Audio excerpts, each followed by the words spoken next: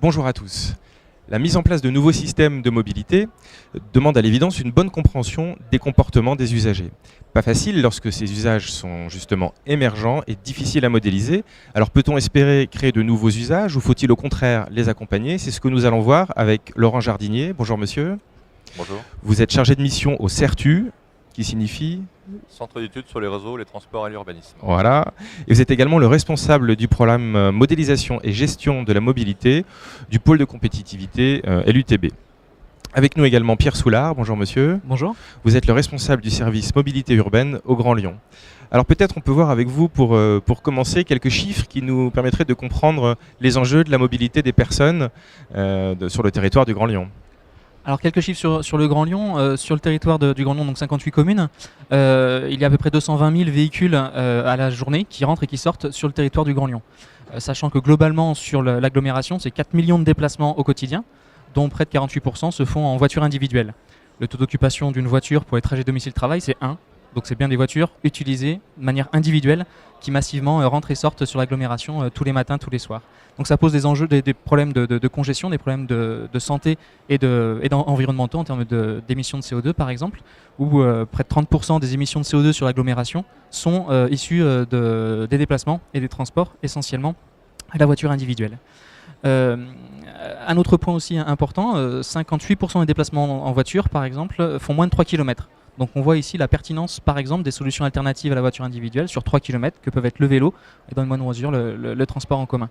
Donc aujourd'hui les stratégies, en tout cas les enjeux de la mobilité sur le territoire du Grand Lyon, c'est de deux ordres. D'une part l'incitation au report modal, comment on crée de l'offre, comment on incite aussi les gens à prendre les modes alternatifs à la voiture individuelle sur le territoire du Grand Lyon, les transports en commun bien sûr, le vélo, la marche à pied et puis les autres modes alternatifs que sont par exemple les véhicules partagés, covoiturage, voire autopartage. Et puis deuxième aspect, c'est la limitation des obligations de mobilité. En gros, comment on peut inciter les gens à moins se déplacer, en tout cas se déplacer sur des moins longues distances par exemple. Et ça, c'est un travail par exemple sur l'urbanisme, par rapport à la recomposition du territoire avec à ce qu'on appelle la ville des courtes distances, que chaque usager, chaque habitant ait à proximité, le plus proche possible de chez lui, les besoins de première nécessité d'une part, mais aussi tous dont ils ont besoin au quotidien, l'accès au travail, l'accès aux services et autres. Et puis aussi des solutions peut-être plus anecdotiques, mais qui sont en train de se développer, type coworking ou télétravail, qui permettent d'éviter des déplacements récurrents, quotidiens, pendant les heures de pointe qui sont les plus chargées. D'accord, alors on va rentrer un petit peu dans le détail de ces solutions qui nous sont proposées, qui sont proposées aux habitants. Monsieur Jardinier. Juste pour rebondir sur ce que vient de dire Pierre Soulard, nous, côté CERTU, on a fait une analyse à l'échelle de la France sur les comportements de mobilité. On a fait un peu le bilan de la mobilité des années 2000-2010 et ce qu'on a constaté à l'échelle nationale qui rejoint ce qui s'est passé sur Lyon, c'est qu'on a vu un recul de la voiture à peu près partout. Au milieu des années 2000, ce dont toutes les collectivités avaient rêvé se produisait enfin, le recul de la voiture. On a vu en parallèle une progression des transports en commun et un retour du vélo en ville. Et aussi un maintien de la marche. Donc ce qui s'est produit sur Lyon, c'est aussi produit un peu partout en France et montre que les politiques qui ont été menées commencent réellement à porter leurs fruits. Alors si on rentre un petit peu dans le détail, qu'est-ce que vous pouvez nous dire, notamment peut-être quelques chiffres autour des modes de transport partagés? On attaque par celui-ci. Peut-être qu'il y a une hiérarchie dans cette stratégie de nouvelles mobilités sur lesquelles on compte plus que d'autres? Une hiérarchie, je ne sais pas. C'est une question. Une solution unique en fait. Non. Déjà, on peut le constater dans les agglomérations, il n'y a pas de solution unique. Il y a à la fois la voiture particulière, il y a le transport en commun, il y a le vélo, il y a la marche à pied, on peut même parler de la trottinette, ce genre de choses.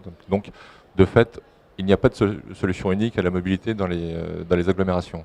Ensuite, la question de la hiérarchie, on peut quand même clairement affirmer aujourd'hui que parmi les nouveaux services à la mobilité, l'autopartage, le covoiturage et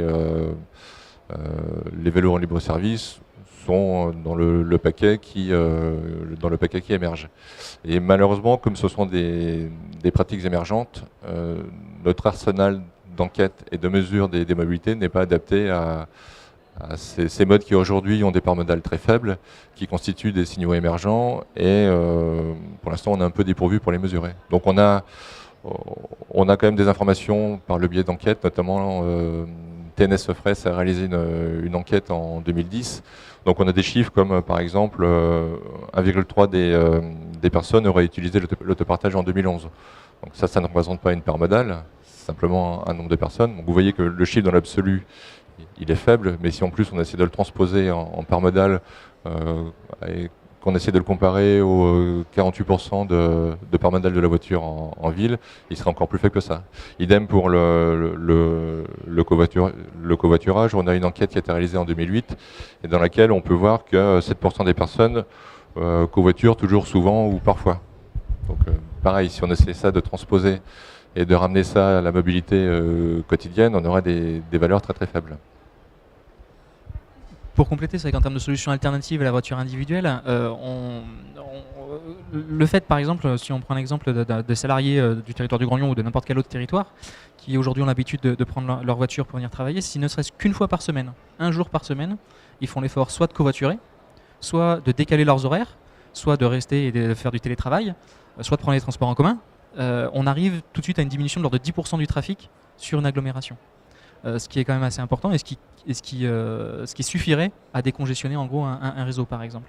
Donc tout ça c'est aussi pour dire qu'on ne recherche pas forcément une solution unique et une solution universelle aux difficultés rencontrées par la voiture individuelle, mais bien proposer un panel de solutions différentes pour que chacun s'y retrouve et que chaque usager en fonction de ses besoins, voire en fonction des besoins du moment, puisse prendre le mode de déplacement qui lui correspond le mieux. Exemple, heure de pointe du matin, c'est les transports en commun qui semblent les plus pertinents. Ils sont performants, ils sont rapides et ils sont fréquents. Arriver en centre-ville pour des besoins en cours de journée ou en soirée, ça peut être le vélo pour faire les sauts de puce à l'intérieur de la ville. Et puis le soir en rentrant, on covoiture parce qu'on a loupé l'heure de pointe, il n'y a plus les transports en commun. Et on covoiture avec le voisin de bureau ou de cinéma d'ailleurs, avec maintenant les plateformes de covoiturage pour sortir, développées par le Grand Lyon par exemple, pour pouvoir rentrer chez soi avec le meilleur mode de déplacement disponible au bon moment. Oui, si toutes les personnes se posaient la question du choix du mode avant un déplacement, je pense qu'on aurait résolu déjà pas mal de problèmes. Oui, mais on connaît aussi les difficultés et les résistances au changement. Alors qu'est-ce qu'on y gagne en tant qu'usager Là, on a fait des études un peu poussées sur et on a capitalisé les études qui ont pu être faites d'ailleurs sur l'évolution des comportements par exemple, sachant que les usagers en voiture déclarent être prêts à lâcher leur voiture si ils avaient l'information disponible d'une part, notamment pour aller vers les modes alternatifs. C'est un peu l'enjeu du projet Optimode Lyon qu'on développe sur Lyon, de développer cette information multimodale pour donner à voir l'offre de mobilité sur le territoire et puis faire des propositions, proposer à l'usager en fonction de ses conditions du moment, les conditions en temps réel, du trafic, du réseau de transport en commun, de la disponibilité des vélos par exemple, de faire la meilleure proposition à l'usager, charge à lui après de choisir le meilleur mode de déplacement qu'il souhaite utiliser. Et tout ça, c'est vrai qu'on avait pensé que un des facteurs pourrait être la conscience environnementale, par exemple, ou ce type d'éléments. Finalement, c'est pas ce qui compte. Ce qui compte, c'est plutôt le temps, la praticité en fait. Quel est le critère de praticité du meilleur mode de déplacement? Donc c'est le temps qu'on va y passer ou qu'on va y perdre et le coût que ça va générer au global. Donc on a ces deux critères-là à affiner et on se rend compte en heure de pointe, par exemple, que les transports en commun n'ont pas à rougir face à la voiture qui, encombrée dans les embouteillages, est beaucoup moins compétitive, que ce soit en coût ou en temps. Ce jardinier. Ce qu'on gagne aussi, c'est une ville plus agréable. Une ville où la voiture est à juste place, et a priori une ville qui est plus vivable. Et un vecteur sur lequel on est en train de travailler au CERTU, c'est la promotion des modes actifs. Le mode actif, ça veut dire vélo et marche à pied. Un levier qu'on n'a pas beaucoup utilisé, c'était justement celui-là, dire aux gens, prenez le vélo. Prenez le vélo ou marchez pour vous déplacer, et c'est vous qui personnellement y gagnerez pour votre santé. D'accord, je voudrais qu'on revienne sur Optimode parce qu'effectivement l'idée de la praticité du déplacement paraît fondamentale. Vous pouvez nous détailler un peu le projet, c'est-à-dire concrètement quels sont les modes qui sont concernés par Optimode et comment est délivrée l'information? Est-ce que c'est en temps réel? Est-ce que c'est sur iPhone? Je ne sais pas, racontez-nous un petit peu le projet Optimode. Donc le projet Optimode Lyon sur le territoire du Grand Lyon avec 13 partenaires et financé dans le cadre du Grand Emprunt par l'ADEME. C'est un projet donc, de recherche et développement qui est basé sur les systèmes d'information, les nouveaux systèmes d'information. L'idée, c'est que traditionnellement, les collectivités ont l'habitude d'investir sur les infrastructures, sur l'offre. Comment on crée une nouvelle ligne de tramway, on crée un nouveau service de vélo en libre-service, etc., etc. Là, l'idée, c'est aussi d'agir sur la demande et donc sur le comportement de l'usager. Et agir sur le comportement, ça va passer par de l'information, donc lui délivrer l'information la plus fiable et la plus juste et la plus pertinente pour les besoins du moment en mobilité de chacun des usagers. Donc pour rentrer très rapidement dans la technique, mais très, très court, le projet Optimode, il y a trois étages, on va dire. Premier étage, c'est récupérer de l'information, le recueil de données. Donc là, on sait que l'information, si on veut la délivrer à l'usager, qu'elle soit crédible, il faut qu'elle soit fiable. Et c'est quoi l'information? C'est un horaire? C'est un lieu? Alors l'information, en effet, on récupère les informations en temps réel, par exemple sur les modes de transport en commun, les infos sur le Grand Lyon du Citral ou de la SNCF pour les TER. Donc c'est de l'information, les tableaux horaires théoriques et les données en temps réel, les perturbations, les délais, les retards, les avances-retards, etc., etc. Pour les vélos en libre-service, c'est la disponibilité des places, des bornettes et des vélos en temps réel aussi. Et pour la voiture, c'est la disponibilité des parkings, par exemple, les conditions de trafic en temps réel, les bouchons, les perturbations. Tout ça à consolider dans une seule et même base de données.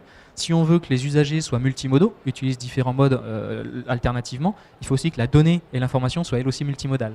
Donc quelque part, on a aussi ce travail-là dans le projet Optimode, de faire la fusion de ces données-là pour qu'elles soient toutes interopérables et compréhensibles après par un système d'information. Et donc le troisième étage de la fusée, c'est ces systèmes d'information, les services d'information à délivrer à l'usager, notamment donc, en particulier un navigateur multimodal temps réel embarqué.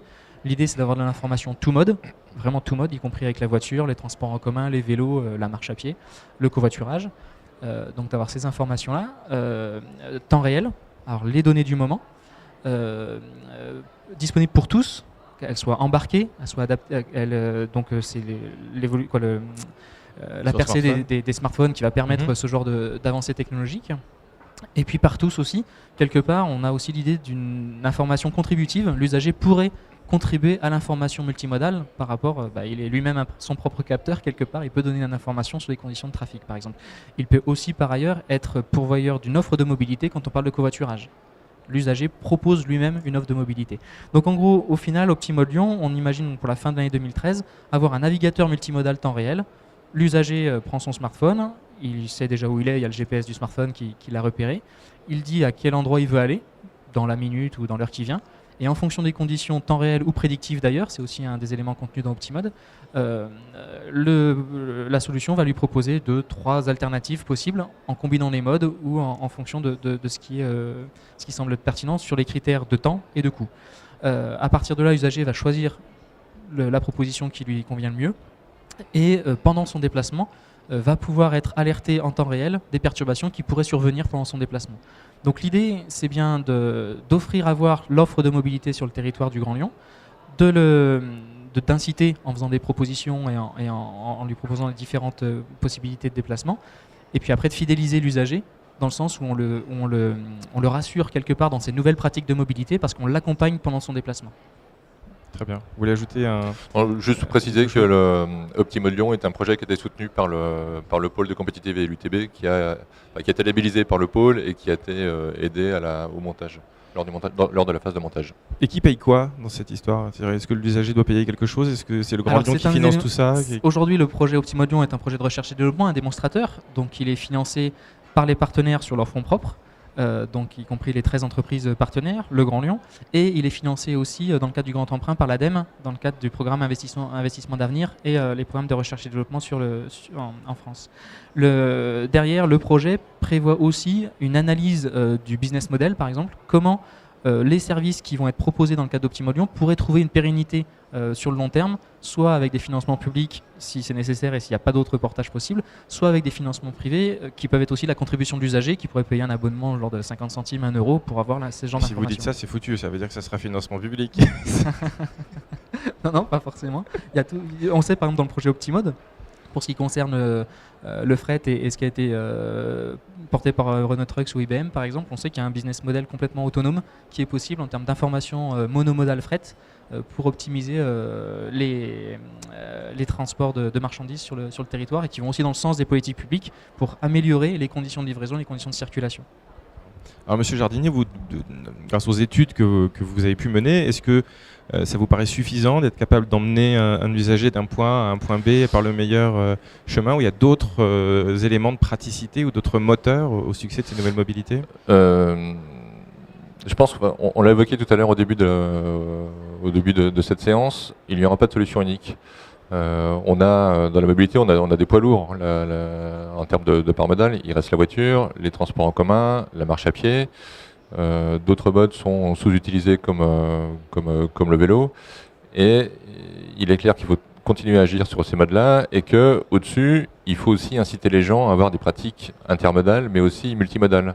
Donc le projet Optimode Lyon, c'est bien un projet qui va dans le sens, qui devrait permettre de favoriser la multimodalité, mais on est obligé d'agir sur tous les curseurs et de mener des actions, de mener des politiques qui sont articulées, qui sont concertées pour qu'à la fin, on ait un système qui fonctionne de manière globale et où tous les modes ont leur juste place.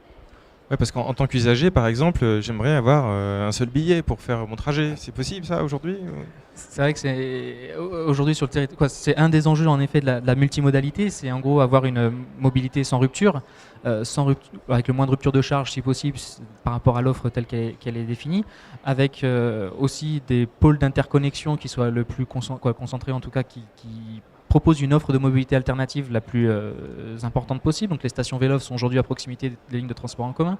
On a aussi généralisé, en tout cas il y a beaucoup de parking relais au niveau des transports en commun. J'allais vous en parler, c'est aussi. Voilà. Par contre, tout ça aussi sera possible et facilité par l'usager. L'usager, lui, il est mobile.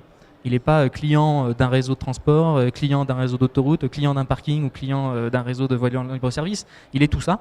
Et donc l'idée derrière, c'est bien d'avoir, il est mobile d'une part, et il est tout ça, et l'idée c'est d'avoir un titre de transport unique qui puisse permettre d'avoir un titre mobilité, un compte mobilité, je sais pas comment on pourrait un pass mobilité, je sais pas comment on pourrait l'appeler, qui recueille l'ensemble qui contient l'ensemble de ces services-là. Donc c'est la démarche qui est déjà en cours sur la région Rhône-Alpes avec la carte Oura, et sur le territoire du Grand Lyon par exemple, la carte Oura contient l'abonnement TER, l'abonnement TCL, donc les transports en commun urbains, et l'abonnement Velov quand on adhère à tous ces services-là.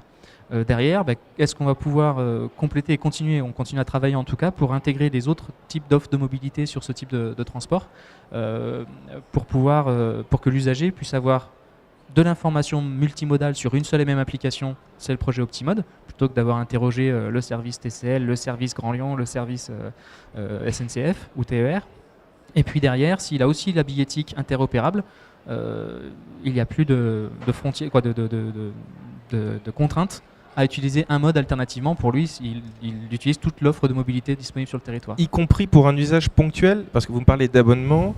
Voilà, on a une praticité dans la voiture, par exemple, il suffit de prendre on va citer la marque, il suffit de prendre le badge télépéage une fois, l'abonnement annuel est modeste.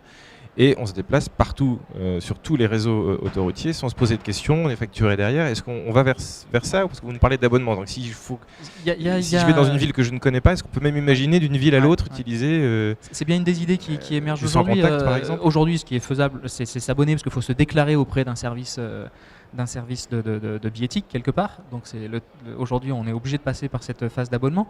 Après, quand on voit l'abonnement Velov qui est somme toute assez modique, et finalement on a une facturation à l'usage quelque part. À chaque fois qu'on utilise vélo et qu'on dépasse les crédits de temps, on peut être facturé, mais il n'y a pas d'abonnement récurrent. On a une fois pour toutes l'abonnement à l'année, par exemple.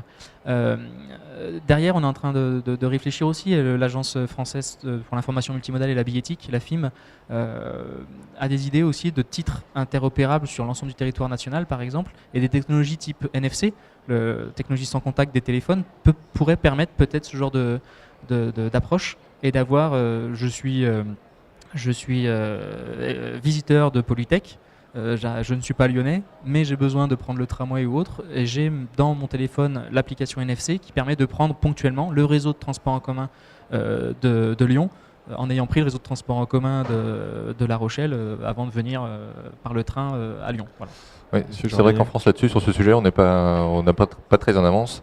Et nous, surtout, on y réfléchit pas mal à ça, et on prend exemple sur nos voisins allemands, où si vous faites une comparaison entre les coopérations entre autorités organisatrices de transport en France et en Allemagne, vous verrez que le contraste est assez saisissant. Et c'est vraiment une voie d'avenir. Pouvoir partir d'un, je sais pas c'est quoi, un seul titre, une seule carte ou quelque chose de cet ordre, pouvoir se déplacer librement, quel que soit l'endroit où on est en France, c'est quand même un objectif qui est à poursuivre. Oui. On pourrait imaginer aussi mettre dans ce titre de transport unique, par exemple, des éléments sur du covoiturage dynamique. Je suis covoituré ou je suis covoitureur, et avec un téléphone et technologie NFC ou autre, je gère mon compte covoitureur, et donc cette espèce de chambre de compensation entre covoitureur et covoituré pour avoir un compte déplacement sur le territoire. Et comme on est localisé, je peux même prendre au vol un covoitureur. Exactement. Les taxis vont être contents. En fait, les taxis, on l'a vu par exemple sur le développement de l'offre d'autopartage sur le territoire du Grand Lyon, ils étaient pas forcément, ils ont pas vu ça comme une concurrence déloyale à l'autre. Eux, ils considèrent aussi quelque part que toute offre alternative à la voiture individuelle, c'est aussi quelque part un potentiel client, on va dire, où l'usager peut faire différents trajets et dans sa chaîne de mobilité quotidienne peut faire appel à un taxi. Parce que tant qu'il n'a pas sa voiture personnelle à disposition, le réflexe automobile est moins là. Voilà. Donc on voit comment lever ce frein grâce à la praticité du transport. Est-ce qu'il n'y a pas aussi un frein d'image ? Aujourd'hui, quitter sa voiture, pour certains, la voiture est porteuse de sens. Est-ce qu'on a des infos, des chiffres là-dessus Des chiffres, pas forcément, mais ce qu'on constate quand même, c'est qu'il y a des effets générationnels. Je pense que quelqu'un qui a 20 ans aujourd'hui est sans doute plus attaché à son smartphone qu'à avoir sa voiture. On voit déjà un décalage. Si on fait des analyses de cohorte, on s'aperçoit que l'âge d'obtention du permis de conduire n'est plus aussi proche des 18 ans aujourd'hui qu'il y a quelques années. Je ne sais pas s'il existe des chiffres là-dessus, mais je pense que l'âge d'acquisition de la première voiture est sans doute se fait sans doute à un âge plus avancé qu'il y a quelques années. Donc l'image de la voiture chez les jeunes aujourd'hui, à mon avis, elle est moins prégnante, beaucoup moins forte que chez leurs parents, par exemple. Ils sont notamment prêts à passer de cette fameuse possession à la valeur d'usage ? Oui, tout à fait, ouais. La tendance qu'on voit aujourd'hui de manière très nette, c'est qu'on assiste à un découplage entre la possession et l'usage. On peut très bien l'observer dans les enquêtes ménages notamment, où on voit que posséder une voiture ne veut pas dire qu'on s'en sert tout le temps. Donc ça ouvre évidemment la voie à tous les nouveaux services de mobilité, comme on les appelle, comme l'autopartage, le covoiturage, où posséder un véhicule ne veut plus dire nécessairement l'utiliser tous les jours. Alors vous disiez tout à l'heure qu'il fallait utiliser tous les curseurs. Il y en a un qui est un petit peu paradoxal, puisque c'est le curseur de la non-mobilité. Qu'est-ce qui est fait aujourd'hui là-dessus, notamment à Lyon peut-être J'en ai parlé tout à l'heure très, très brièvement. C'est vrai que limiter les obligations de mobilité, qui est un des objectifs aussi, passe par ce que je disais, la politique de l'urbanisme, par rapport à avoir un urbanisme des courtes distances et avoir des quartiers plus durables et avec les services à proximité pour éviter des déplacements longs et récurrents. Mais aussi, on travaille aujourd'hui et il me semble qu'il y a des expérimentations qui viennent d'être lancées, d'être mises en place sur des espaces de coworking. En gros, c'est à la limite entre le télétravail et le travail au bureau. Donc je vais télétravailler, mais dans un bureau tiers. Je ne reste pas chez moi. Donc j'ai des services et des ressources à ma disposition, des ressources d'impression, des services de réseau télécom, etc., etc. Et je continue à avoir des collègues qui ne sont pas forcément les collègues de mon entreprise, mais des collègues avec qui je travaille régulièrement. Et je travaille pour une entreprise qui, elle, par ailleurs, est localisée ailleurs. Voilà, donc il y a ces pistes-là de coworking pour avoir... pour éviter un déplacement trop long et donc avoir un espace de travail plus proche de chez soi par exemple. Autre élément, c'est aussi développer des services dans les pôles d'interconnexion, par exemple des services en gare, des crèches, des conciergeries, ce genre de choses, pour aussi avoir dans un même déplacement accès à plusieurs services, plutôt que d'avoir un déplacement pour la crèche, un déplacement pour aller chercher mon transport en commun, un déplacement pour récupérer je ne sais pas quel service, etc. Voilà. Alors toutes ces idées, elles émanent des institutionnels, des collectivités, ou est-ce qu'elles viennent directement des usagers et qu'on essaie de les accompagner ? Autrement dit, est-ce que l'usage précède le service ou le service précède l'usage, Monsieur Jardinier ? On pourrait dire que ça peut marcher dans les deux sens. Si on reprend l'exemple des vélos en libre service, on peut considérer que c'est une offre publique qui a incité à l'usage de ces vélos. Et à l'inverse, on citait tout à l'heure, on a cité covoiturage et autopartage. Là, on peut considérer que c'est plutôt l'usage qui est aujourd'hui en train d'être relayé par la puissance publique, par les collectivités, pour en faire quelque chose de pérenne. Donc, les deux sens sont valables. À vous qui êtes aux manettes, comment ça se passe? On a, au sein du Grand Lyon, on a un service de prospective en fait, qui permet de repérer un peu ces nouvelles pratiques et ces nouveaux usages émergents. Notre pôle un peu marketing public, de voir un peu quelles sont les nouvelles pratiques et du coup dans quelle mesure ces nouvelles pratiques ont besoin d'être accompagnées, par exemple, pour qu'elles sortent de l'anonymat ou pour qu'elles sortent de leur aspect un peu confidentiel, et donc en quoi le Grand Lyon peut les accompagner typiquement sur ce genre de service. Pour le covoiturage, en effet, c'est une pratique qui est existante depuis l'autostop. C'est l'autostop, oui. C'est l'autostop. Par contre, il est paru intéressant que le Grand Lyon accompagne notamment les zones industrielles et les entreprises du territoire pour aider leurs employés à covoiturer, donc en mettant en place une plateforme de covoiturage et tout un système de marketing et d'accompagnement auprès de ces entreprises pour avoir du coup les effets aujourd'hui qu'on observe sur le Grand Lyon. Par exemple, sur les 2 derniers mois, plus 15% de pratiques d'inscription sur nos services covoiturage et quasiment autant en termes de pratiques. Voilà. Donc on essaie de repérer et on essaie d'identifier dans quelle mesure la collectivité peut être facilitateur ou incitateur ou permettre de prendre une autre ampleur à une pratique qui est tout juste émergente. Donc une vision pragmatique finalement de tout ça. Tout à fait. Merci à vous deux. Alors avant de vous quitter, je vais faire un petit test pour voir si vous êtes de bons élèves. Comment allez-vous rentrer chez vous? Là, pour arriver, j'ai pris Vélove puis tramway. Pour rentrer chez moi, je prendrai tramway puis métro. Je vais prendre tramway puis métro. Bravo, félicitations. Merci beaucoup à vous deux. Merci également à vous, internautes, de nous avoir suivis. Vous pouvez retrouver nos autres vidéos sur cleantechrepublic.com. Au revoir.